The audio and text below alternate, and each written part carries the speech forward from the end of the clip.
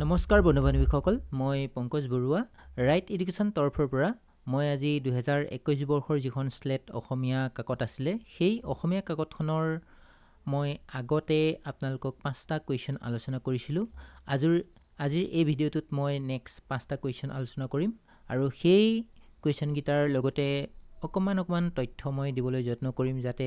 আপোনালোকে যিটো আমাৰ অনাগত 2025 বৰ্ষৰ স্লেটৰ এক্সাম হ'ব গৈ আছে, সেই এক্সামত যাতে আপোনালোকৰ অকণমান সুবিধা হয়,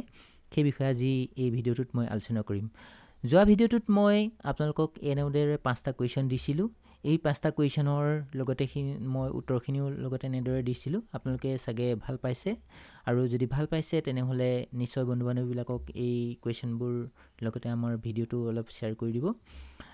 এতিয়া তেনেহ'লে আহকচোন আমি যিটো আমাৰ নেক্সট কুৱেশ্যনটো লওঁ।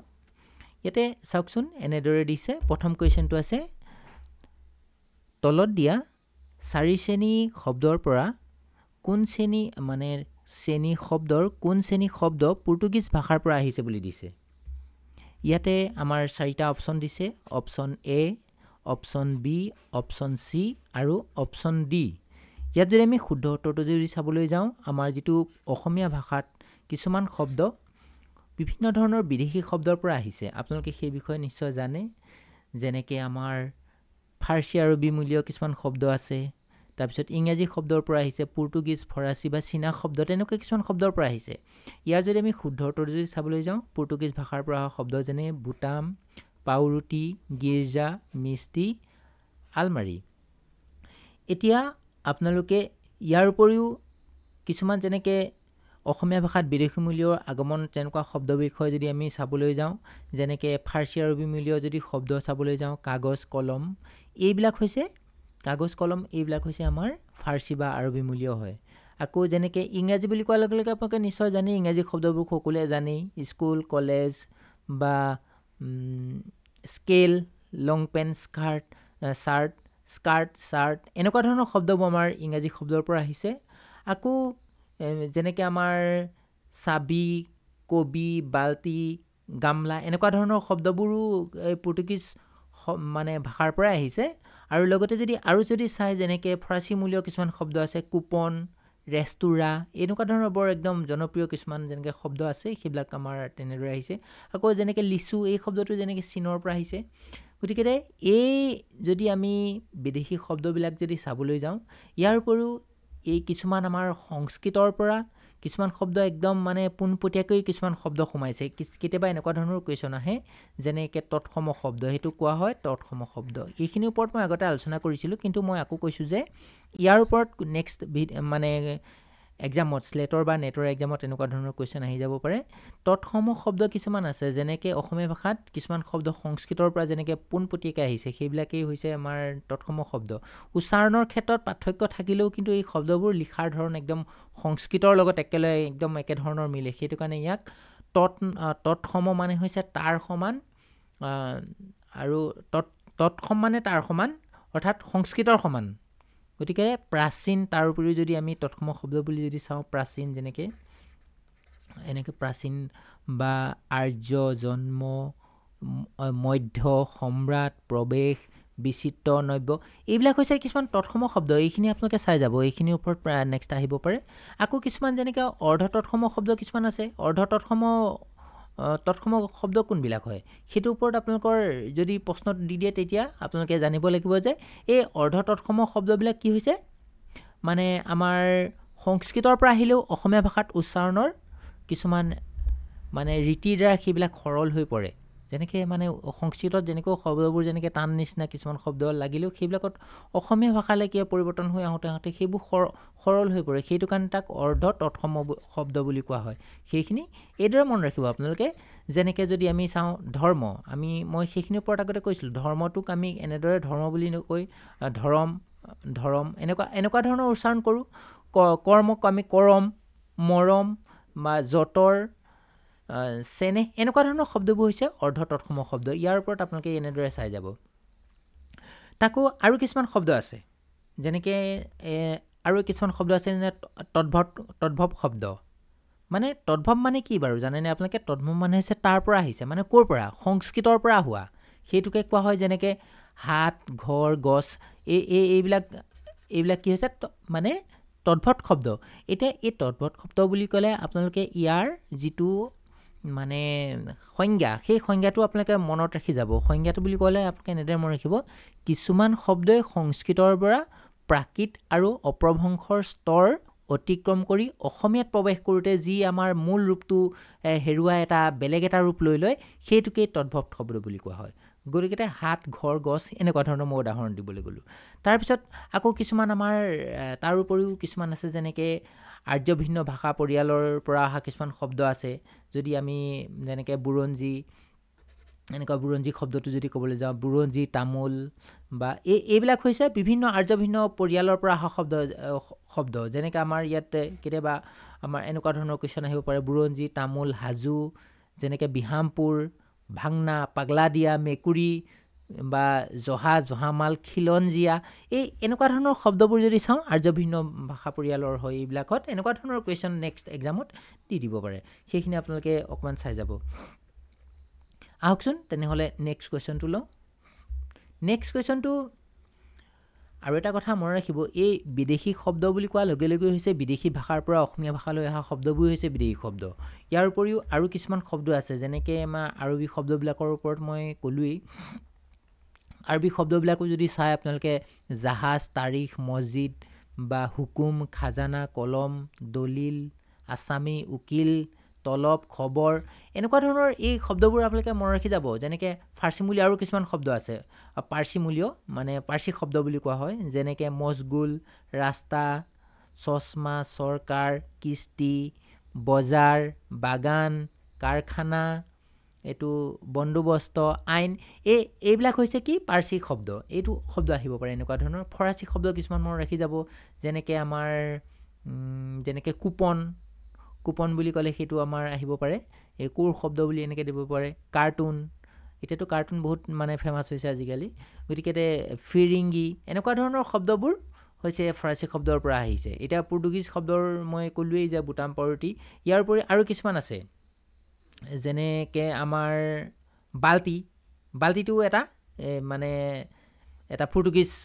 মানে ভাষাৰ পৰা আহিছে এইটো এটা এনেকুৱা ধৰণৰ শব্দ কিছুমান আহিব পাৰে যেনেকৈ আনাৰস শব্দটো আহিছে এনেকুৱা ধৰণৰ শব্দবোৰ আপোনালোকে মনত ৰাখিবলৈ যত্ন কৰিব এতিয়া নেক্সট কুৱেশ্যনটো চাওক আমাৰ ৰসৰ ওপৰত আহিছে ভাৰতীয় অলংকাৰিকসকলে কেইবিধ ৰসৰ অস্তিত্ব স্বীকাৰ কৰিছে আমি সকলোৱে জানো ৰস বুলি কোৱাৰ লগে লগে মূলতঃ 8বিধ কিন্তু সংস্কৃত যিবিলাক অলংকাৰিকসকলে ৰসক আমাৰ 9বিধ ৰসৰ কথা উল্লেখ কৰিছে ইয়াৰ যদি আমি শুদ্ধ উত্তৰটো যদি চাবলৈ যাওঁ এনচাৰ বিটো ইয়াৰ শুদ্ধ উত্তৰ এতিয়া আপোনালোকে ৰস 9বিধ বুলি কোৱাৰ লগে লগে নিশ্চয় গম পাইছে কি ৰস বাৰু নে ৰসৰ সংজ্ঞা কোনে দিছে সেই কুৱেশ্যনটো আহে দেই আপোনালোকে সেইখিনি মনত ৰাখিব এতিয়া সংস্কৃত যিবিলাক অলংকাৰিকসকলৰ ভিতৰত যদি আমি চাওঁ তেখেতসকলে আমাৰ ৰসৰ কথা 9বিধ ৰসৰ প্ৰকাৰৰ কথা কৈছে আৰু এই 9বিধ ৰসৰ লগতে যিবিলাক আমাৰ মানে ৰসৰ যিটো এইটো কি কয় স্থায়ী ভাৱ এই স্থায়ী ভাৱৰ কথাও উল্লেখ কৰিছে সেইখিনিও আপোনালোকে চাই যাব যেনেকৈ আদি বা চিংগাৰ ৰস বীৰ মানে ৰৌদ্ৰ ৰস বিভৎ ৰস হাস্য অদ্ভুত কৰুণ ভয়ানক আৰু শান্ত ৰস এই 9বিধ ৰসৰ কথা আমাৰ সংস্কৃত অলংকাৰিকসকলে মত পোষণ কৰিছে এতিয়া আপোনালোকে আৰু কিছুমান চাব কেইটামান এনেকুৱা ধৰণৰ কুৱেশ্যন আহে স্থায়ী ভাৱৰ যদি আমি চাওঁ ৰুটি হাস বা উৎসাহ ক্ৰোধ লোভ ভয় যুগুষ্পা খাম আৰু বিস্ময় এইবিধ হৈছে আমাৰ ৰসৰ মানে স্থায়ী ভাৱৰ এনেকুৱা ধৰণৰ আহিব পাৰে গতিকে এই আমাৰ যেতিয়া আমাৰ মানে চিত্তত আমাৰ যেতিয়া মনত মানে কিছুমান স্থায়ী ভাৱৰ অন্তৰ কি হৈছে বিভূতি স্থানৰ মাজেদি মানে অবিৰাম গতিত মানে এইখিনি প্ৰবাহিত হৈ থাকে এনেকুৱা ধৰণৰ কিছুমান আহিব পাৰে লগতে সংস্কৃত অলংকাৰিকসকলে দিয়া সংজ্ঞাৰ ওপৰত আপোনালোকে চাই যাব কোনে কেনেকুৱা ধৰণৰ সংস্কৃত অলংকাৰিকসকলে কি বুলি কৈছে ৰসৰ ওপৰত তেখেতসকলে যদি আপোনালোকে চাই মূলতঃ ৰসক তেখেতসকলে সংস্কৃত অলংকাৰিকসকলে কাব্যৰ আত্মা বুলি কৈছে এইটো আপোনালোকে একদম মনত ৰাখিবলৈ যত্ন কৰিব কাব্যৰ আত্মা বুলি সংস্কৃত অলংকাৰিকসকলে ৰসক এনেদৰে উল্লেখ কৰিছে এতিয়া বিশ্বনাথ কবিৰাজে কি বুলি কৈছে তেতিয়া আপোনালোকে মনত ৰাখিব যে বাক্যং ৰসাত্মকং কাব্যম এনেকৈ বুলি বিশ্বনাথ কবিৰাজে এনেদৰে মন্তব্য কৰিছে। আকৌ যিটো আমাৰ মহম্মদ ভট্টৰ মতে কি মতবাদ কৰিছে, কি মত পোষণ কৰিছে, সংজ্ঞা কেনেদৰে দিছে সেইটো আহিব পাৰে। তেখেতে কৈছে যে কাব্যৰ পৰা ৰস মানে আম্বাদন কৰিব পাৰি বুলি তেখেতে কৈছে। বা আনন্দবৰ্ধনৰ মতে কি কৈছে তেখেতে, সেইটো আহিব পাৰে। তেতিয়া আপোনালোকে মনত ৰাখিব যে কাব্যৰ আখ্যান ভাগত অলংকাৰতকৈও ৰসৰ গুৰুত্ব বেছি বুলি আনন্দবৰ্ধনে কিন্তু এনেদৰে মত প্ৰসাৰ কৰিছে। এতিয়া ৰসৰ বিভিন্ন ধৰণৰ অৰ্থ হ'ব পাৰে। ৰস মানে বুলি আমি সোৱাদ বুলিও বুজিব পাৰোঁ, হয়নে? যে মানে য'ৰ পৰা আমি সোৱাদ লোৱা হয় সেয়াই ৰস। কিন্তু সাহিত্যতটো ৰসটো তেনেদৰে নহয়। সাহিত্যত কি হ'ব, মানে আমাৰ কাব্য পাঠ কৰি লাভ কৰা মানে সুহৃদয়জনৰ মানসিক এটা অৱস্থা মাত্ৰ এইটোৱে হৈছে। আৰু সেই ৰস পাই কি হৈছে, মানুহে হাঁহিছে। আৰু সেই ৰসে কি হৈছে, জুলীয়া সাৰংশক নুবুজায়, হয়নে? ই এটা কি হৈছে, মনৰ কিন্তু এটা মনৰ অৱস্থাকে সেই ৰসৰ কথা উল্লেখ কৰিছে। গতিকে এনেকুৱা ধৰণৰ আহিব পাৰে। এতিয়া আমাৰ বিভিন্ন ধৰণৰ বেদ উপনিষদ, সেইবিলাকতো ৰসৰ সংজ্ঞা যদি আমি চাবলৈ যাওঁ, আমি আৰু সেই বেদ উপনিষদৰ ভিতৰত যদি আমি ঋগ্বেদত যদি ৰসৰ বিষয়ে যদি চাবলৈ যাওঁ, ঋগ্বেদত ৰস মানে হৈছে, ঋগ্বেদত ৰস মানে জুলীয়া পদাৰ্থক বুজাইছে। আৰু উপনিষদত কি বুজাইছে, উপনিষদৰ যুগত কি হৈছে, ৰস মানে হৈছে সাৰ পদাৰ্থ বুলি কৈছে। আৰু তৈৰেতৰি উপনিষদত ৰস মানে আকৌ আনন্দ বুলি কৈছে। ঠিক তেনেদৰে যদি আমি পিছৰ অলংকাৰিকবিলাকৰ বিষয়ে যদি আমি চাবলৈ যাওঁ, তেখেতসকলে সৌন্দৰ্যৰ পৰা উপজা মনৰ এটি মানে জাগতিক আনন্দময় অৱস্থা বুলি বিশ্বৰ অলংকাৰিকসকলে এনেদৰে মন্তব্য কৰিছে। গতিকে মানে এতিয়া ৰস সৃষ্টিকৰ্তা যদি আমি চাবলৈ যাওঁ, কোনে ৰস কোনে সৃষ্টি কৰে? ৰস সৃষ্টি কৰিবলৈ কোনোবা এজন নাট্যকাৰ লাগিব, নহ'লে চিত্ৰকৰ লাগিব, নহ'লে এজন বা গায়ক লাগিব, এনেকুৱা ধৰণৰ হয়। মানে ৰসৰ যদি আধাৰ যদি চাবলৈ যাওঁ, মূলতঃ সুহৃদয় মানে এজন পাঠক থাকিব লাগিব, বা প্ৰকৃত অৰ্থত যি আনন্দময় সেয়াই হৈছে ৰস। গতিকে আপোনালোকে ইয়াৰ বিষয়ে চাগে অলপ হ'লেও যিখিনি মই কৈছোঁ সেইখিনিৰ ওপৰত চাগে আপোনালোকে নিশ্চয় অকণমান হ'লেও ধৰিব পাৰিছে। আৰু এটা মনত ৰাখিব, যদি আমি চাওঁ ৰসৰ ওপৰত যদি আমি ভৰতমুনিৰ সংজ্ঞাটো যদি আমি চাওঁ, সেইটোৰ ওপৰত আপোনালোকৰ আহিব পাৰে। ভৰতমুনিৰ সংজ্ঞাটো প্ৰায় দিয়া দেখা যায়। তেতিয়া আপোনালোকে মনত ৰাখিব ভৰতমুনিয়ে কি সংজ্ঞা দিছিলে, সেইটো প্ৰায় আহে কুৱেশ্যন, আপোনালোকে সেইটো চাই যাব। ভৰতমুনিয়ে এনেদৰে কৈছিলে যে বিভৱ অনুভৱ ব্যভিচাৰী ভাৱৰ সংযোগত ৰস নিষ্পত্তি হয় বুলি মানে ভৰতমুনিয়ে এনেদৰে নাট্যশাস্ত্ৰত তেখেতে ৰসৰ ওপৰত সংজ্ঞা আগবঢ়াই থৈছে। মানে যদি আমি চমু অৰ্থত যদি চাবলৈ যাওঁ, বিভানুভাৱ ব্যভিচাৰী সংযোগত ৰস নিষ্পত্তি বুলি তেখেতে এনেদৰে মন্তব্য কৰিছে। এতিয়া আহকচোন নেক্সট কুৱেশ্যনটো লওঁ। এই কুৱেশ্যনটো মই আলোচনা কৰিছোঁ, তথাপিতো মই আকৌ আপোনালোকৰ লগত আলোচনা কৰোঁ, যে কিহতো এইটো মষ্ট ইম্পৰ্টেণ্ট কুৱেশ্যন হয়। এইটো পৰীক্ষাত প্ৰায় আহি থাকে। ইয়াত আমাৰ চিনচিয়াৰিটি অফ ফিলিং, এইদৰে আপোনালোকে মনত ৰাখিব। ইয়াতে যদি চাই, এইটো যদি অনুভৱৰ আন্তৰিকতা, চিনচিয়াৰিটি অফ ফিলিংছ আৰু প্ৰকাশভংগীৰ স্বচ্ছতাক কবিতাৰ যদি কষ্টিশীল বুলি ধৰা হয়, তেন্তে আইসকলে মুখে মুখে ৰচনা কৰা আত্মনিবেদনৰ নামবোৰে শ্ৰেষ্ঠ কবিতাৰূপে দাবী কৰিব পাৰে। এই মন্তব্যটি কোনে দিছিলে? ইয়াৰ যদি আমি শুদ্ধটো চাবলৈ যাওঁ, এনচাৰ চিটো সত্যনাথ শৰ্মাই এনেদৰে অসমীয়া সাহিত্যৰ সমীক্ষাত্মক ইতিবৃত্তত এনেদৰে মত পোষণ কৰিছে। এতিয়া আমি ইয়াৰ ওপৰত যদি বিশেষ যদি চাবলৈ যাওঁ, আপোনালোকে নিশ্চয় গম পাইছেই, এই আইসকলৰ কথা উল্লেখ কৰিছে নহয়নে? যেতিয়া আইসকল বুলি কোৱাৰ লগে লগে আইসকলে যিবিলাক গীত গায়, সেই গীতবিলাক নাৰী সুলভ হয়, মানে অতি আপোনজনৰ দ্বাৰা মানে কি হৈছে, আৰু এইবিলাক সহজ সৰল হয়, মানে খুব ভক্তিভাৱ ইয়াত থাকে। এতিয়া যদি আমি দেৱক মাতৃজ্ঞানেৰে বা অতি আপোনজনৰ দৰে আন্তৰিক শ্ৰদ্ধা বা ভক্তিৰে যিবিলাক আমাৰ আহ্বান কৰা হয়, সেইবিলাক হৈছে আমাৰ আইনামবিলাকত আমি তেনেদৰে আমি ভাৱ প্ৰকাশ কৰা যায়। কিছুমান যেনেকৈ আমাৰ এইবিলাকত যদি চাওঁ, আমাৰ ভাৱৰ সৰলতা থাকে, সহানুভূতিৰ আন্তৰিকতা থাকে, এইবিলাক হৈছে আমাৰ এই আইনামবিলাকৰ কিছুমান বৈশিষ্ট্য হয়। এতিয়া এই আইনামবিলাকত আকৌ কিছুমান যেনেকৈ আমি যদি চাওঁ, ভাগৱতীক সন্তুষ্ট কৰিবলৈ বিভিন্ন ধৰণৰ যদি আমি কাকতি মিনতি কৰা দেখা যায়। যদি ভাগৱতীক যদি সন্তুষ্ট কৰিবলৈ যদি আমি পুৱা গধূলি যদি যিবিলাক নাম গাওঁ, যেনেকৈ যি বস্তু দিওঁ মাতৃ সেই বস্তু চোৱা, আপোনাৰ নামে মাতৃ আপুনি সন্তোষ হোৱা, মানে কি হৈছে, যেতিয়া আমি ভাগৱতীক যেতিয়া সন্তুষ্ট আই ভাগৱতীক যেতিয়া আমি সন্তুষ্ট কৰিবলৈ যাওঁ আমি যি বস্তুৱে নিদিওঁ সেই বস্তু অপবিত্ৰ হৈ যায় বুলি আইসকলে মত পোষণ কৰিছে কাৰণ গধূলি সময়ত আমি পূজা কৰোঁ তেনেদৰে গতিকে আপুনি নামে মাতৃ আপুনি সন্তোষ হ'বলৈ কৈছে গতিকে তেনেকৈ আই ভাগৱতীক এনেকৈ সন্তোষ কৰা দেখা যায় আকৌ যদি আমি শীতলা আই গীতবিলাকৰ যদি উদাহৰণ যদি ল'বলৈ যাওঁ শীতলা আই গীতবিলাকত কি হয় যেনেকৈ এই আই সাধুনী নামতীসকলৰ তেখেতসকলে মানে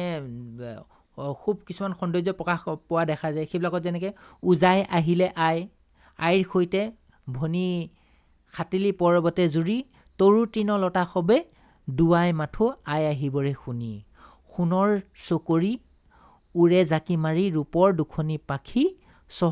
চহৰ ফুৰিবলৈ আইলোক আহিছে জীৱনদান মাগিছোঁ আমি তেনেকৈ চাওকচোন ইমান ধুনীয়া কিছুমান সৰলতা আই নামত আমি দেখা পাওঁ গতিকে এনেকুৱা ধৰণৰ আহিব পাৰে আপোনালোকে এইখিনি বস্তু আপোনালোকে চাই যাব এতিয়া আৰু কিছুমান বৈশিষ্ট্য মই অসমীয়া সাহিত্যৰ যিখিনি আমাৰ মালিতাৰ বা আই নামৰ ওপৰত মই আলোচনা কৰিছিলোঁ সেইখিনি আপোনালোকে সেই ভিডিঅ'ত চাব মই ইয়াৰ বিষয়ে সবিশেষ আলোচনা কৰিছোঁ নেক্সট কুৱেশ্যনটো লওঁ নেক্সট কুৱেশ্যনটো চাওকচোন আমাৰ বাৰমাহী গীতৰ ওপৰত আছে বাৰমাহী গীতৰ বৰ্ণনা এইটোৰ ওপৰতো মই আলোচনা কৰিছোঁ তথাপিতো মই কুৱেশ্যনটো লৈছোঁ আপোনাৰ 2021 চনত এইটো আমাৰ স্লেটৰ এক্সামত আহিছে যিহেতু বাৰমাহী গীতৰ বৰ্ণনা থকা অসমীয়া কাব্য এখনৰ নাম কৈছে ইয়াৰ শুদ্ধ উত্তৰটো হৈছে শকুন্তলা কাব্য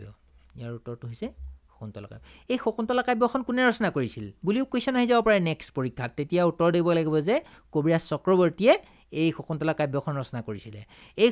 শকুন্তলা কাব্যখন ৰুদ্ৰসিংহৰ দিনত মানে ৰাজকবি আছিলে তেখেত কবিৰাজ চক্ৰৱৰ্তী আৰু সেই যিখন কাব্য তেখেতে কিছুমান নায়িকাৰ বিৰহ দুখ মানে এই যোগেদি এই বাৰমাহী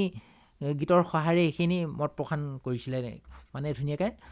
এইখিনি বৰ্ণনা কৰিছিলে গতিকে এনেকুৱা ধৰণৰ এই বাৰমাহী গীতবিলাকৰ বিষয়ে যে আহিব পাৰে তাৰে কিছুমান যদি আমি বৈশিষ্ট্য চাবলৈ যাওঁ সেইখিনি মই আলোচনা কৰিছিলোঁ তেতিয়া আকৌ কৈছোঁ মই সেই যদি বাৰমাহী গীতবিলাকৰ যদি বৈশিষ্ট্য চাবলৈ যায় তাতে আমাৰ ছন্দ আৰু উপমাৰ সাদৃশ্য দেখা যায় সেইবিলাকত ছন্দ আৰু উপমাৰ খুব ধুনীয়া সাদৃশ্য থাকে আৰু কিছুমান যদি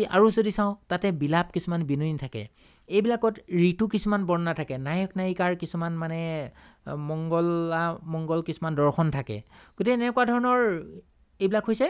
বাৰমাহী গীতবিলাকৰ বৈশিষ্ট্য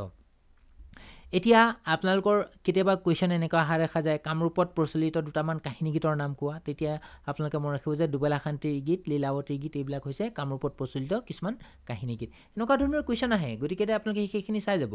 এতিয়া আপোনালোকে নিশ্চয় গম পাইছে এই বাৰমাহী গীত মানে হৈছে এই বাৰমাহী গীতবিলাকত মানে কি হয় বিৰহ মানে প্ৰাণত ঋতু যিটো পৰ্যায় পৰিৱৰ্তনৰ প্ৰভাৱ দেখুৱাই কাব্য ৰচনা কৰা কিছুমান যদি আমি কালিদাসৰ ঋতু সংহাৰটো ইয়াত আমাৰ উদাহৰণ খুব সুন্দৰভাৱে কালিদাসৰ ঋতু সংহাৰত ইয়াৰ ওপৰত খুব সুন্দৰভাৱে বাৰমাহী গীতবিলাকৰ উদাহৰণ পোৱা যায় এতিয়া বাৰমাহী গীতবিলাকত যদি আমি চাওঁ তেতিয়া আমি দেখিম বিভিন্ন প্ৰাকৃতিক পৰিৱৰ্তন আৰু সৌন্দৰ্যৰ ঘৰত আবদ্ধ হৈ থকা মানে বিৰহিনী নাৰীৰ অন্তৰত কিছুমান প্ৰতিজ্ঞা সৃষ্টি হয় সেইবোৰ খুব সুন্দৰ চিত্ৰ বাৰমাহী গীত কিছুমানত থাকে ধৰি লওক বেপাৰ বাণিজ্যৰ কাৰণে যেতিয়া স্বামীজন যেতিয়া বিদেশলৈ গুচি যায় বণিজ কৰিবলৈ তেতিয়া ঘৰত থকা মানে যিবিলাক আমাৰ পত্নীসকলে বা বিভিন্ন ধৰণৰ মাতৃসকলে কি কৰে মানে তেখেতসকলে খুব কিছুমান দুখত সেই গীতবিলাক গোৱা দেখা যায় আৰু যেনেকৈ আকৌ বাণিজ্য কৰিবলৈ যোৱা পতিৰ মানে সংবাদ মানে সংগ্ৰহ কৰা ছদ্মবেশী সাউদৰ কেতিয়াবা পতিৰূপে আত্মপ্ৰকাশ কৰা মানে ৰীতি কিছুমান এনেকুৱা ধৰণৰ কিছুমানো আমাৰ ভাৰতীয় সাহিত্যত এই বাৰমাহী গীতবিলাকত আমি দেখা পাওঁ গতিকে সেইখিনি আপোনালোকে চাই যাব মই বৈশিষ্ট্যবিলাকৰ ওপৰতো মই ক'লোঁ আৰু এইবিলাকৰ ওপৰতো আপোনালোকে চাই যাব নেক্সট আমি কুৱেশ্যনটো লৈছোঁ নেক্সট কুৱেশ্যনটো চাওকচোন অসমীয়া সাহিত্যৰ কোনজন লেখকে প্ৰথম চতুৰ্দশপদী চনেট কবিতা লিখিছিলে বুলি কৈছে এটা অতি সহজ প্ৰশ্ন প্ৰথম অসমীয়া চনেট কোনে লিখিছে বুলি কোৱাৰ লগে লগে আপোনালোকে নিশ্চয় গম পাইছে হেমচন্দ্ৰ গোস্বামীয়ে প্ৰিয়তমাৰ চিঠি হৈছে প্ৰথম অসমীয়া চনেট আৰু চতুৰ্দশপদী মানে 14টা পদ থাকে প্ৰতিটো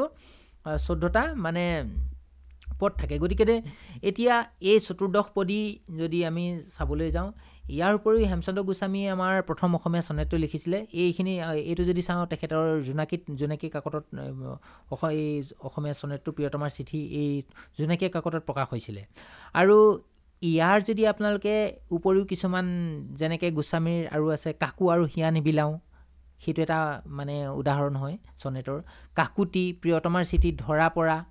আৰু যেনেকৈ পুৱতি তৰা যি নৱন্যাস প্ৰণয় কবিতাৰ এটা পুৱতি তৰা এইটো আপোনালোকৰ এনেদৰে কুৱেশ্যন আহিব পাৰে সেইখিনি উদাহৰণ আপোনালোকে চাই যাব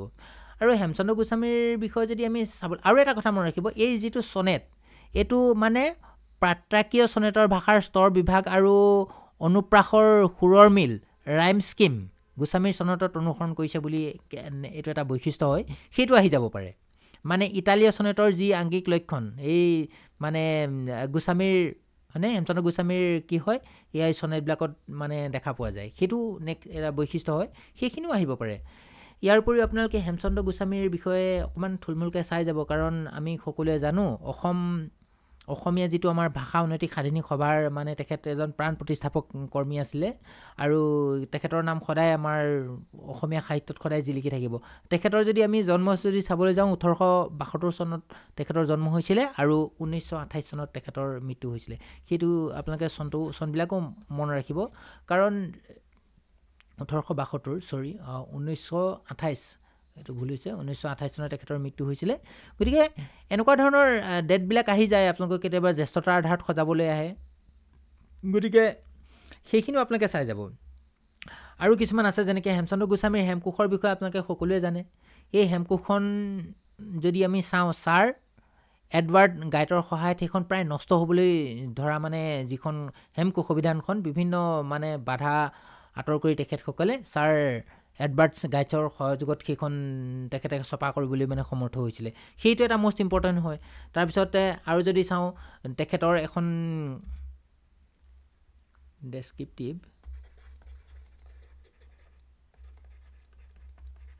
ডেছক্ৰিপটিভ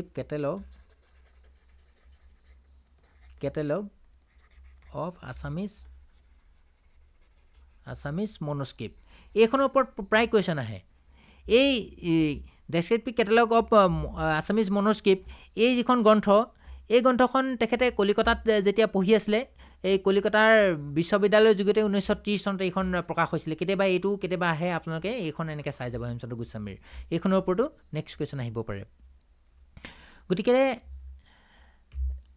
এই ভিডিঅ'টো ইমানেই আছিলে নেক্সট ভিডিঅ'ত মই আৰু 5টা কুৱেশ্যন এনেদৰে আলোচনা কৰিম যিহেতু